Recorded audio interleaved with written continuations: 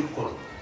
Julie অবস্থায় বলে ফেলেছে, এই জুলি বোন আমার, আমার মুখের উপর তুই এত বড় কথা বলেছিলি, আমি যে তোকে প্রাণ দিয়ে ভালোবাসি রে। এই বাড়ির প্রত্যেকটা মানুষকে আমি জীবন দিয়ে ভালোবাসি।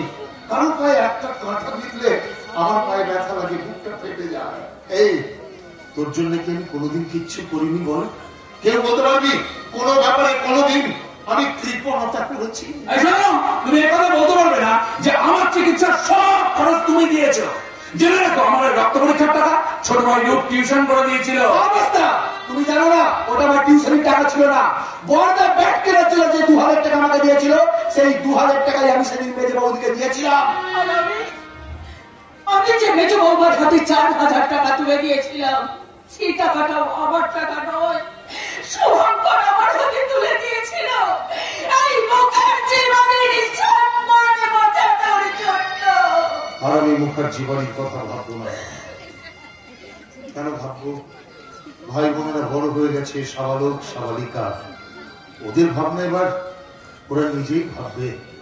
এই তো ভাবতে শুরু করেছে নিজে। এই জুলি বোন আমার, ক্ষমা করে দে, আমি তোর জন্য সত্যি কোনোদিন কিছু করিনি রে। যা করেছি ভুল করেছি। এই তুই আমায় ক্ষমা করে দে। তুই জনিকে বিয়ে করে কি শুধু বল আমাকে ক্ষমা করেছিস? তুমি আমাকে ক্ষমা করে দাও বলতে আমি যে নিরুপায়, ভুল হলেও ভুল মনে করে এই জনিকেই আমি ভালোবাসি।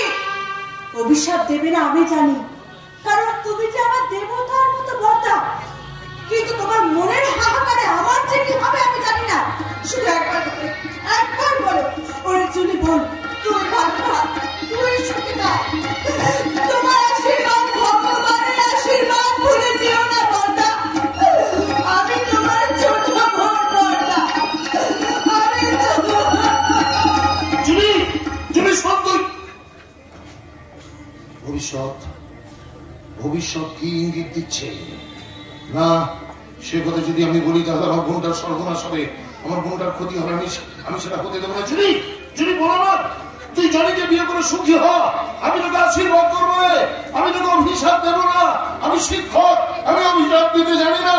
শিক্ষক কখনো অভিশাপ দেয় না, শিক্ষক আশীর্বাদ করে। আমি শিক্ষক। কিসের শিক্ষক? ঘরে বাইরে সব জায়গায় আমার ব্যর্থতার পরিচয়। আমি একজন ব্যর্থ শিক্ষক। আমার ছাত্র পুলিশ ইন্সপেক্টর রাস্তায় দাঁড়িয়ে হাত পেতে ঘুষ নিচ্ছে, শাসকের দাবিদারি করছে। আমার ছাত্র ডাক্তার রুগীদের নিয়ে ব্যবসা করছে, রুগীদের গলা কেটে টাকা কামাচ্ছে, মরা রুগী নার্সিং হোমে ভর্তি করছে। আমার ছাত্র বিয়ে গেল, মিউটেশন করতে গেলে টাকা চাইছে। আমার ছাত্র এসডিও একটা ফাইল এই টেবিল থেকে ওই টেবিলে পাঠাতে গেলে টাকা চাইছে। আমার ছাত্র শিক্ষা আধিকারিক, যার জন্য আমাদের মতো শিক্ষকদের পেনশন আটকে যাচ্ছে। আমার ছাত্র আবকারী অফিসার, তার বাড়িতে ইনকাম ট্যাক্স আনা দিচ্ছে। আমার ছাত্র প্রমোটার, তার তৈরি বাড়ি ঘর সব ভেঙে ধসে পড়ছে। আমি আমার ছাত্রদের বৃক্ষ সম্বন্ধে বুঝিয়েছিলাম, সেই ছাত্ররা কি করছে? বৃক্ষ কেটে সেখানে হোটেল, বার, রেস্টুরেন্ট বানাচ্ছে। আমার ছাত্র শিক্ষক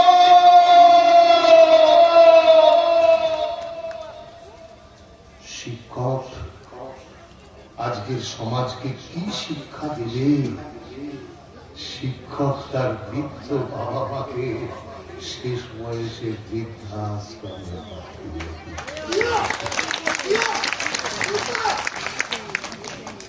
তাই মাননীয় কথাটা শুনতে আমি বড় লজ্জা বোধ করি। আমি মাননীয় হতে পারিনি। আমি একজন ব্যর্থ শিক্ষক, এই সমাজের ব্যর্থ।